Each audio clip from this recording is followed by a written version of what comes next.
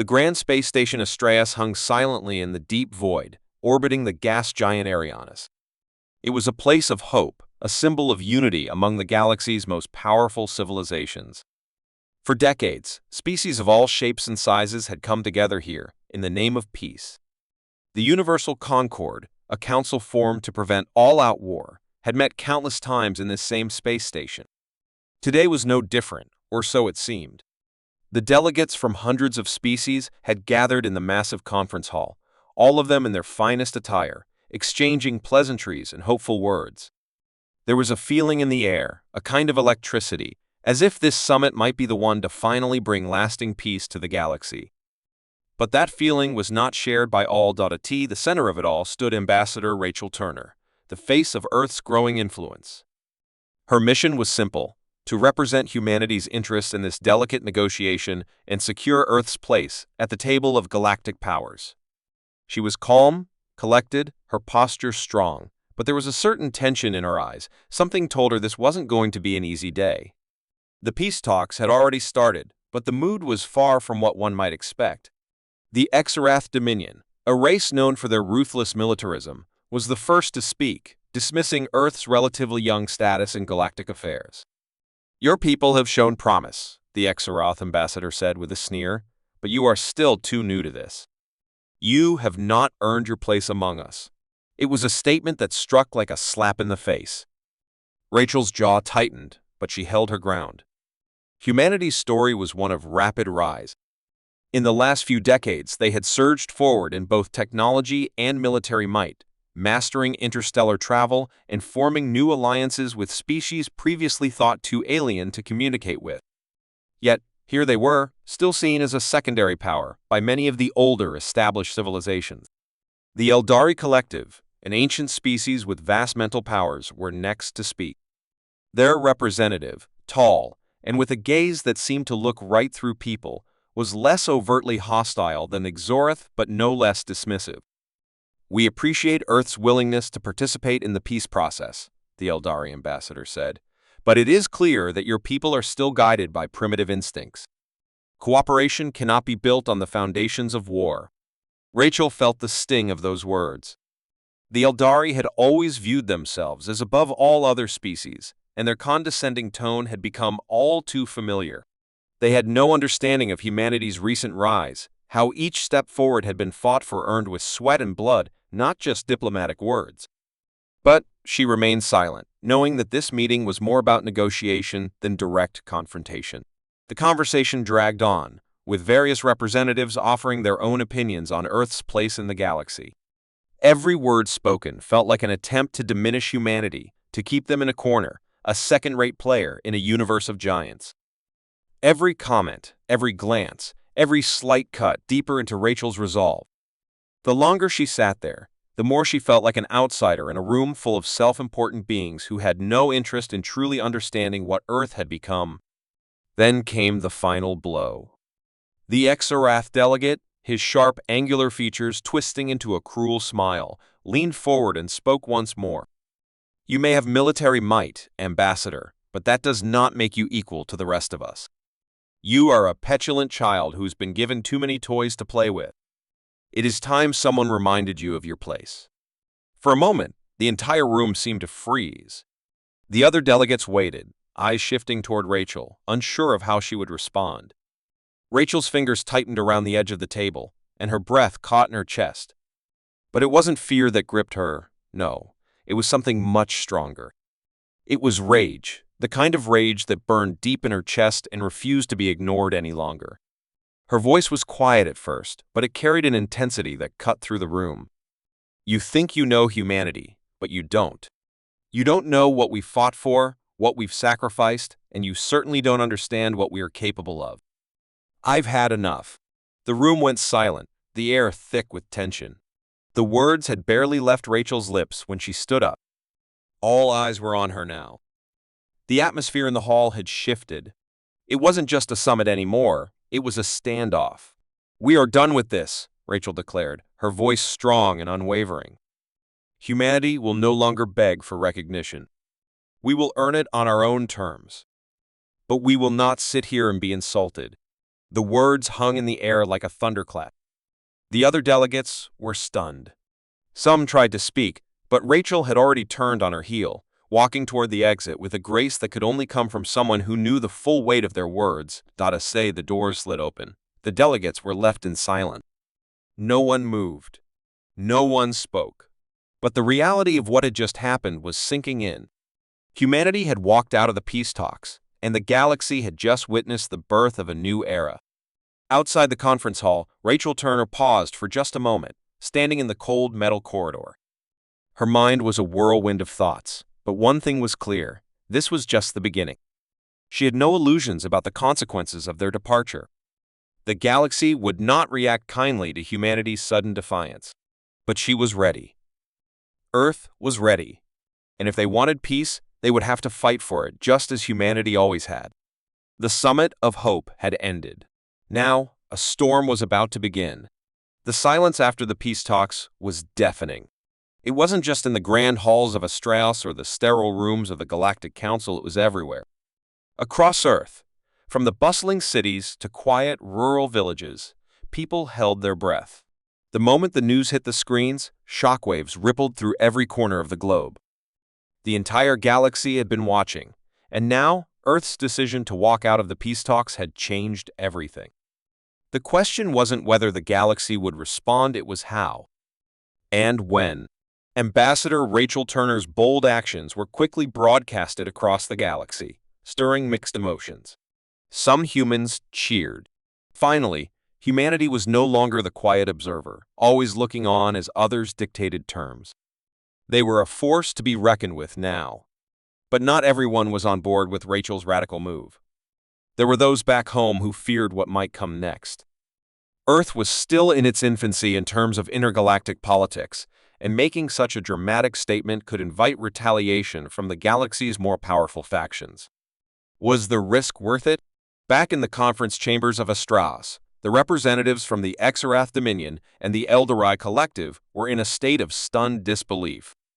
Their arrogance had led them to underestimate humanity, and now they were forced to reckon with the consequences. Word spread fast. A human ambassador, a species they once considered beneath them, had not only walked out of the talks, but had done so with authority and confidence that sent a clear message: humanity was no longer here to beg for a place among the stars. They would take it. Despite the tension, the immediate aftermath was a strange calm. The Exarath Dominion, known for their unyielding aggression, sent signals threatening retribution.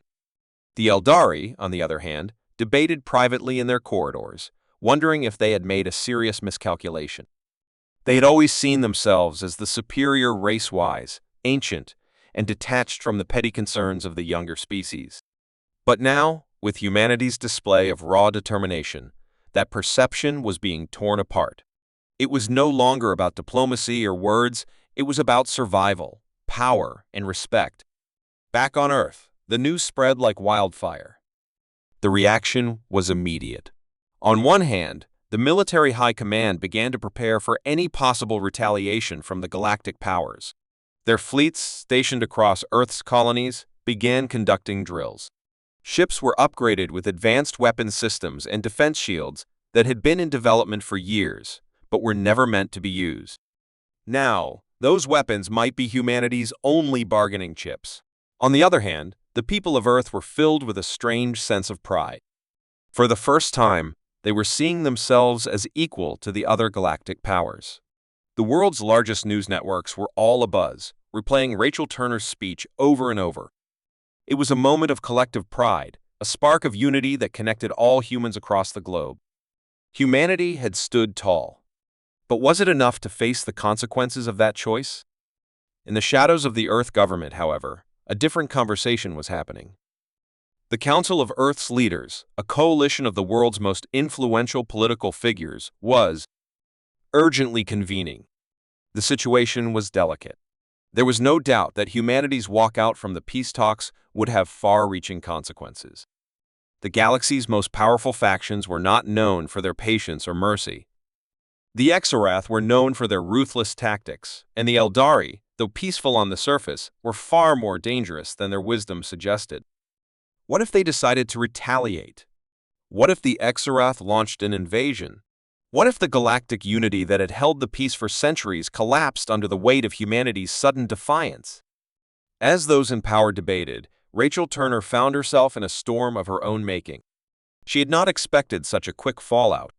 Yet, she also understood the risks that Earth had to face sooner or later. She had known that humanity's rapid rise had to come with challenges. There would be no easy road. But in her mind, the decision was simple. Humanity could no longer afford to wait in the shadows. The galaxy might regret it, but it was too late to go back now. The first signs of trouble came sooner than anyone had expected. Within a few days, Zorath warships were spotted moving toward the edge of human-controlled space. It was a clear warning. The Exarath, offended by the audacity of humanity, were preparing to make a move.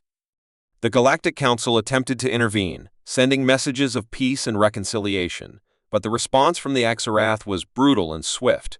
They would not tolerate a species that dared to stand up to them. It was then that Earth's military commanders, led by General William Klein, made a critical decision. They would no longer wait for orders from the Galactic Council. Humanity had been given no choice but to defend itself. In a matter of hours, Earth's fleet, previously seen as a token force, was mobilized at an alarming speed. Military bases across the solar system sprang to life. Ships launched from Earth's moon, from Mars' orbit, and from the mining colonies that dotted the outer rim. The human fleet, designed for exploration and defense, was now retasked for a much darker purpose: survival. Humanity had always prided itself on its adaptability, and nowhere was that more evident than in the way they reacted to the crisis. The Earth fleet was not the largest in the galaxy, nor the most advanced by some measures. But it was quick, and it was growing stronger every day. The human soldiers and pilots were known for their resilience, their refusal to back down in the face of overwhelming odds. And in the vastness of space, that resilience would become their most powerful weapon. As the Exarath moved closer, the tension in Earth's command centers reached a boiling point. Would the Exarath strike? Would they finally make their move? The first skirmish was inevitable, and it came without warning. The human fleet, vastly outnumbered but well-coordinated, met the Earth forces head-on.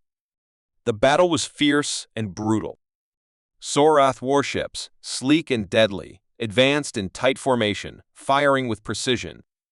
But humanity's ships, though fewer in number, used guerrilla tactics, diving in and out of asteroid fields, using the terrain to their advantage. The Exarath were fast and powerful, but humanity was smart. They used every trick in their arsenal, every piece of technology they had developed, to stay one step ahead. The first battle was a stalemate, but it sent a clear message.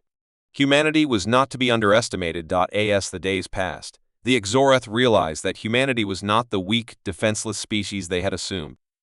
The galaxy's most powerful race had just learned a lesson the hard way. Humanity, when pushed, would not back down.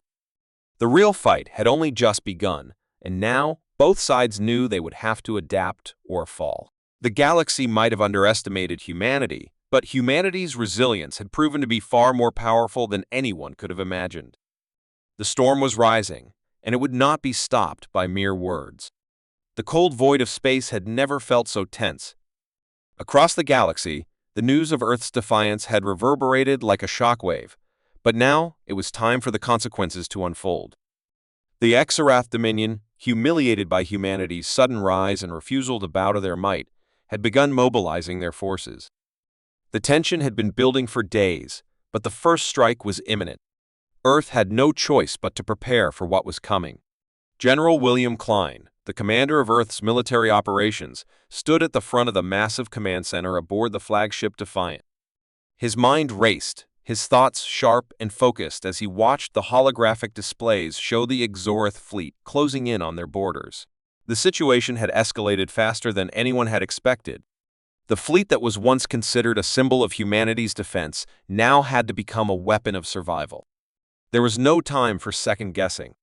The Exarath were ruthless, and they were coming with a force that could easily wipe out entire colonies. But Klein had one advantage that they didn't: humanity's will to fight. He looked around at the officers under his command, their faces set with the same determination. These were not soldiers who had trained for peace. They were battle-hardened warriors who had earned their place in the stars. It wasn't just about defense anymore. It was about proving to the galaxy that humanity could stand on its own. On Earth, the government was in a frenzy. Military units were being deployed across the solar system. Ships were launching from every corner of the Earth's territories, quickly assembling a fleet unlike any the galaxy had ever seen. The once peaceful colonies on Mars, Europa, and the asteroid belt were now bracing for an invasion. If the Exarath came, they would come for everything. Rachel Turner, who had sparked the chain of events with her bold departure from the peace talks, now found herself thrust into a new role. As the diplomatic voice of Earth, she had been the face of their peaceful ideals. But now, she was part of a much larger struggle, one that would define humanity's future in the galaxy. Her eyes were glued to the displays in the command center, as she worked alongside Klein and other military leaders, coordinating the Earth fleet's movements. Her role in diplomacy had never felt more distant, and yet the weight of her earlier decision sat heavy on her shoulders. She had walked out of those talks because she believed in humanity's right to stand tall, and now she had to ensure they could fight to back up those words. The Exarath fleet wasn't just a few ships. It was an armada, a relentless force of warships designed to destroy. Their technology was advanced, their tactics brutal.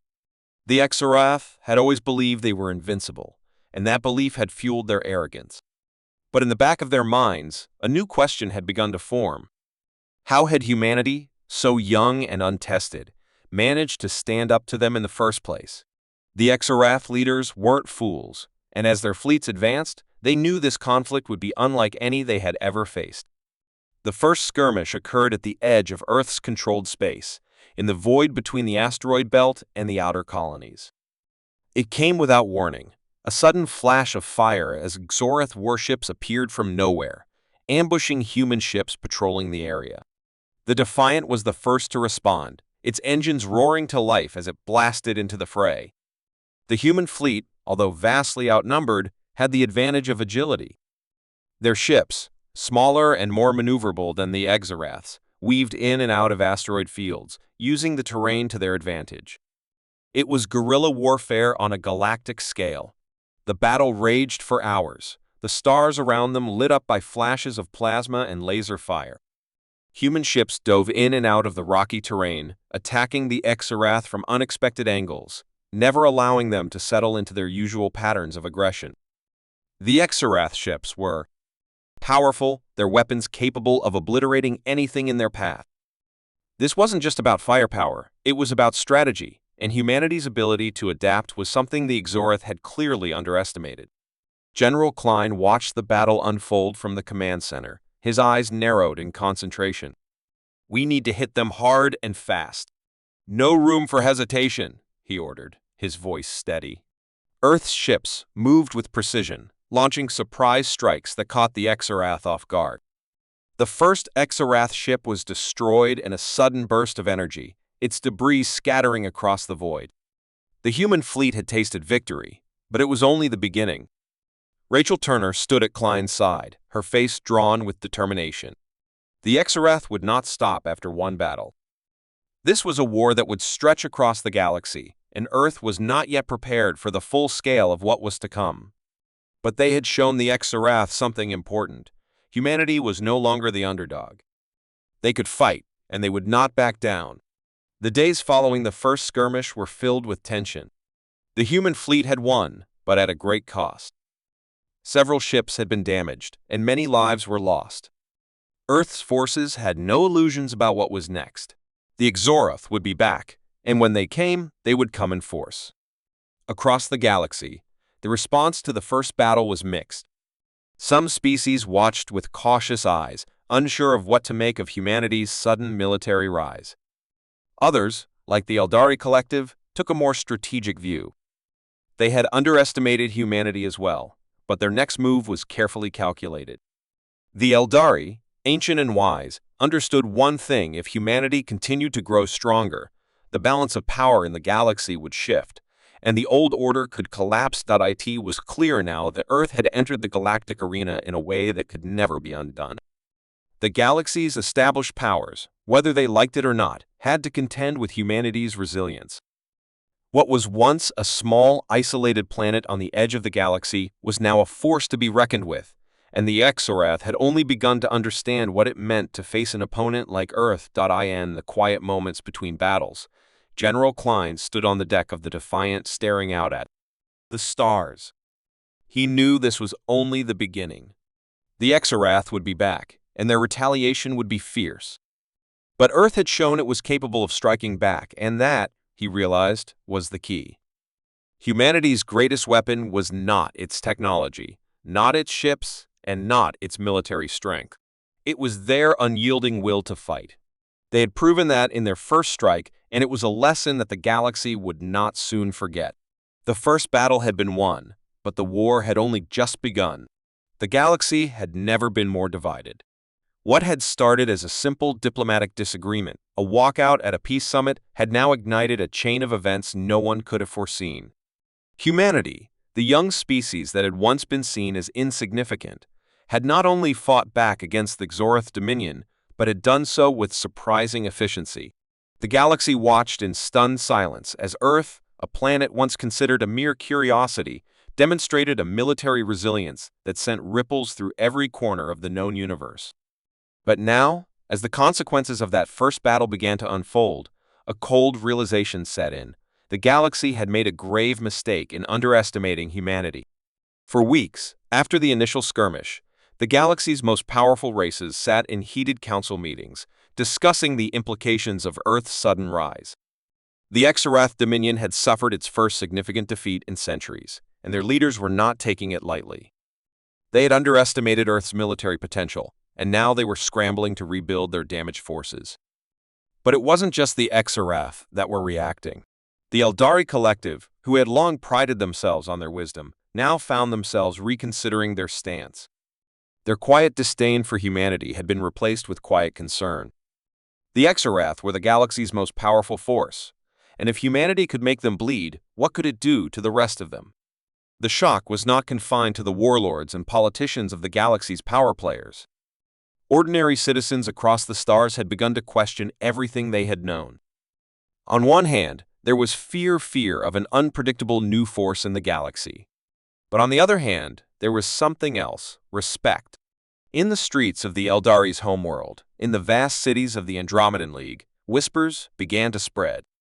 Could humanity, this young and rebellious species, actually change the balance of power in the galaxy? Back on Earth, Rachel Turner watched the unfolding drama in silence, trying to make sense of everything. She had sparked a fire, one that had spread far beyond what she had intended. Earth had become a symbol of defiance, and yet, with that defiance came the weight of responsibility. The galaxy had underestimated them, and now they were regretting it. But Rachel knew the war was far from over. This first victory, though important, had been a mere scratch on the surface of the true struggle ahead. The Exorath's retaliatory strike came swiftly, as expected. They sent a new wave of warships, bigger and more deadly than before. But humanity was ready. The Defiant and its sister ships had undergone rapid repairs, and their fleets were now equipped with advanced new weapons developed in the wake of the first battle. The fleet was smaller, but its tactics had become sharper, more unpredictable. General Klein, ever vigilant, ordered his forces to hold the line at the edge of the human colonies, where the Exorath had made their first incursion. This time, Earth was determined to fight smarter, not harder. The key was avoiding the full brunt of the Xorth's firepower and using their superior maneuverability to take out isolated targets. But the war wasn't just about battles and military strategies. The galaxy's regret was something deeper, something more insidious. As the Exorath launched their counterattacks, the truth began to settle in. Humanity was not just fighting for its own survival. They were challenging the entire established order of the galaxy. The galactic concord, which had held the peace for centuries, was now in jeopardy. The idea that a young species from a backwater world could disrupt the delicate balance of power was not just a threat to the Xorth, it was a threat to every established power in the galaxy. It was the realization that humanity, despite its relative youth in galactic terms, had become a wildcard that no one had accounted for. The other species, the ones who had once laughed at Earth's ambitions, now found themselves asking the question, how far would humanity go? The galaxy had long operated on a delicate balance of power, with each race knowing its place. The Eldari had their wisdom, the Exarath had their might, the Andromedans had their technology, and the Krivok had their vast resources. But humanity, with its unique combination of adaptability, sheer will, and unrelenting determination, had now shattered that balance. What would they do next? The leaders of the Galactic Concord convened in an emergency summit, their representatives gathering in the Great Council Hall on Astraus, the same place where Rachel had walked out in Defiance only a short time ago. Now, the mood in the hall was different. Gone was the arrogance. Gone was the certainty that the status quo would never change. Now, there was only fear and uncertainty. The Exarath had been wounded, and they were angry. But more than that, the entire galaxy was watching humanity. And the question was no longer whether they would survive this conflict, it was whether the galaxy could adapt fast enough to survive humanity. The council debated fiercely, with each species bringing their own fears and concerns to the table. The Exarath demanded swift action against humanity, seeking to reclaim their lost honor. The Eldari warned that unchecked violence could lead to the unraveling of the galaxy's delicate peace. The Andromedan League, ever focused on trade and technology, feared that Earth's rise could disrupt the balance of power in the galaxy's economic sphere. There were those who proposed appeasing Earth, offering them a place in the galactic order in exchange for peace. But there were just as many who saw humanity's independence as a threat that needed to be extinguished. Rachel Turner, watching from Earth's command center, could almost feel the weight of the galaxy's collective gaze upon her. She knew they regretted underestimating humanity. They were scrambling, searching for a way to rein in the rebellious species that had dared to challenge their authority. And yet, as the galaxy plotted its next moves, Rachel understood something they didn't. Humanity wasn't interested in mere survival anymore. They had tasted victory, and with it, a hunger had been ignited. They would not bend. They would not yield. The galaxy's regret was clear. It had never considered humanity's resilience. And now that mistake was coming back to haunt them. On the outer edges of Earth space, General Klein stood in front of the holographic map, his eyes scanning the incoming data. The Exarath had sent more ships. But now, they were being met with something they hadn't expected. The galaxy might regret underestimating them, but Earth was not interested in being a side note in galactic history. Humanity had proven that it was not only capable of fighting for its place, it was capable of taking it.as. The first waves of Exarath ships entered Earth's space. The human fleet moved into position. The battle was about to intensify, but the real question was no longer about victory or defeat. It was about a new reality in which humanity had become a central player, a reality where the galaxy's regret would echo long after the battle was over. The war had dragged on longer than anyone expected. Battles raged across the galaxy, and while humanity had proven itself more than capable of holding its own, the cost had been high. The Exarath, once seen as invincible, were now beginning to fracture. Their once unquestioned superiority had been broken, and their massive war machines, once feared by all, were now being slowly picked apart by the relentless, unpredictable tactics of Earth's forces. But amidst all this destruction, something else was emerging, change. A new era, one in which humanity was no longer a passive player, was unfolding before the galaxy's very eyes. Rachel Turner stood in the command center, her hands resting on the cool metal of the console as she gazed out at the holographic map. The galaxy was in turmoil. The Exarath were retreating, but not without one final, devastating blow. The Galactic Concord was fractured, its once unified front crumbling under the pressure of humanity's unexpected rise. Leaders across the galaxy now faced a reality they had never prepared for. Humanity, once considered an afterthought, had become a force to be reckoned with, and no one knew how to respond to this new, unpredictable power. The Exarath had launched their final strike, a massive assault on Earth's colonies in the Outer Rim. The battle was fierce, and Earth's fleet was stretched thin. But humanity had learned to fight smarter, not harder, using the environment to their advantage, exploiting every weakness in the Exarath's tactics. The final confrontation took place near the moons of Jupiter, where the human fleet, despite being outnumbered, unleashed a barrage of missiles that crippled the Sorath's flagship. In a single, decisive moment, the tide of the war turned. The Exarath, battered and broken, were forced to retreat, their warships limping back to their homeworld, their pride shattered. But the victory did not come without sacrifice. Earth had lost many ships, many lives, and many colonies. The cost of Defiance had been steep, and as Rachel watched the aftermath unfold, a heavy weight pressed down on her chest. She had walked out of those peace talks in defiance, believing humanity had the strength to stand on its own, but now she saw the price of that belief. They had won, yes, but at what cost? Was it worth the destruction? Was it worth the lives lost? As the war with the Exarath came to an end, the galaxy began to take stock of what had happened. The Exarath Dominion, once the most feared empire in the galaxy, was now weakened beyond repair. Their reputation, built on centuries of conquest, had been irreparably damaged. And the greatest irony of all was that it had been humanity, this young, rebellious species, that had brought them down. The victory over the Exarath was not just a military one. It was a symbolic one. Humanity had shown the galaxy that it would no longer be ignored, that it would no longer be a passive observer in the great drama of the stars. Across the galaxy, leaders from various races gathered, unsure of what to make of humanity's newfound power. The Eldari, once condescending toward Earth, now looked on with a mixture of awe and caution. They knew better than anyone that the galaxy was changing, and they weren't sure they liked where it was heading. The Andromedans, who had long been concerned with trade and technology, now saw Earth as a potential rival in the economic sphere. The Krevoke, known for their vast resources, saw an opportunity to form alliances with humanity, their eyes gleaming with ambition. The Galactic Concord, once a symbol of peace and stability, was now fractured. There were those who wanted to bring humanity into the fold, to offer them a place among the galaxy's elite. But there were also those who saw humanity's independence as a threat that needed to be quelled. The once stable political order was crumbling.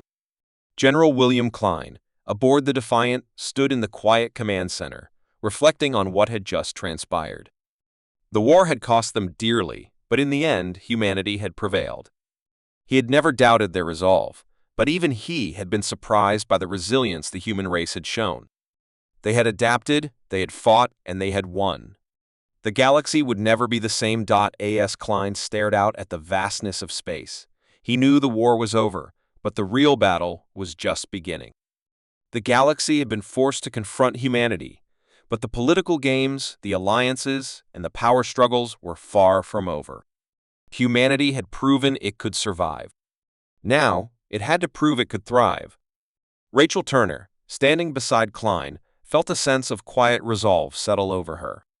The peace talks may have failed, but the galaxy had forced humanity's hand. They had forced humanity to step out of the shadows and claim its place in the stars. And while the road ahead was uncertain, one thing was clear: humanity would never again be seen as weak or insignificant. The galaxy could no longer ignore them. Earth had shown that it could stand on its own, and in doing so, it had earned the respect of the galaxy whether the galaxy wanted to give it or not. The doors to the command center slid open, and a familiar figure stepped inside. It was a representative from the Eldari Collective, his robes flowing with the elegance of an ancient civilization. He didn't speak immediately, but his presence alone was enough to carry a message. The galaxy's regrets had not been lost on him, and he knew that humanity's actions had forced their hand. He stood silently before Rachel, his eyes filled with a mixture of admiration and wariness. Rachel nodded in acknowledgement. She had known this moment would come, but she wasn't sure how to face it. The galaxy had seen humanity at its worst and at its best, and now they would have to live with the consequences of their actions. The representative spoke finally, his voice carrying the weight of centuries of history. "The galaxy must change," he said quietly, his words carrying the burden of an entire civilization. "And you, Earth, have shown us that change is inevitable. The question now is, will we face it together, or will we fight until there's nothing left?" Rachel looked at Klein, who gave her a brief, knowing glance. It wasn't just about war anymore. It was about peace, a new kind of peace. One forged, not in submission, but in the harsh fires of conflict. Humanity had earned its place in the galaxy, and it would stand tall from this moment forward. The dawn of a new era was upon them, and Earth would play a pivotal role in shaping the future of the stars. As the doors closed behind the Eldari representative, Rachel turned back to the holographic map. The war had ended. The galaxy's regret was clear. And now, a new chapter in history was beginning, one that would forever be defined by humanity's resilience, its courage, and its unwavering determination to stand tall in the face of adversity.